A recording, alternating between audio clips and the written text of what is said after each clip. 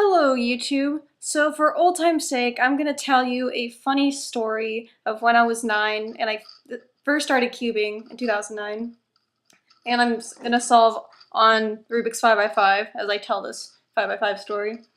So, it started off when I really wanted big cubes. Like, the 7x7 was the equivalent to like today's 22x22. Like, it was huge and I just wanted it so bad. And so also at this time, I didn't know of like cubing stores or anything like that. So I was just like, oh, you go to the mall and that like game store where they sell like chess sets and puzzles and Rubik's cubes, right? And that's where you get all your cubes. And so I saved up, or either saved, no, I didn't save up, never, my bad. No, I begged my mom for this 5x5 and V-Cube 7 too. And I was like waiting for it. I was so anxious and excited to get my hands on it.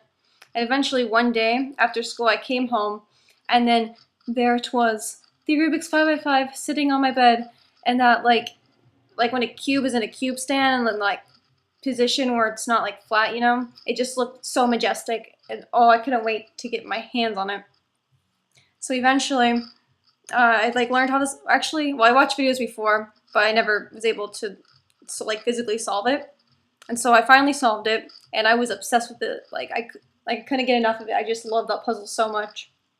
And after watching like Dan Brown videos and a bunch of Me, Myself, and Pi, I always hear them say, "Hey, use like put lube in your cubes." And at that time, it was petroleum jelly or silicone spray, but I didn't have either of those. So the thing that I used was my parents' Sex Lube.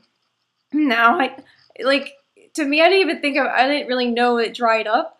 So what I did was I first put it in, and as I'm turning, I'm like, wow, this is like so good and so smooth. How come I didn't do this before?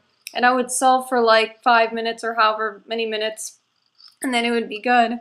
But then after I let it sit out for a bit, and then it would like dry up and get all hard and gross.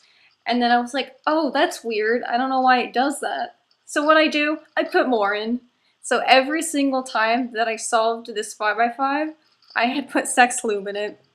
Although later, like a few years later, I ended up putting silicone spray, and now it's like really uncontrollable, and just like it rattles, and like you can spin the layers.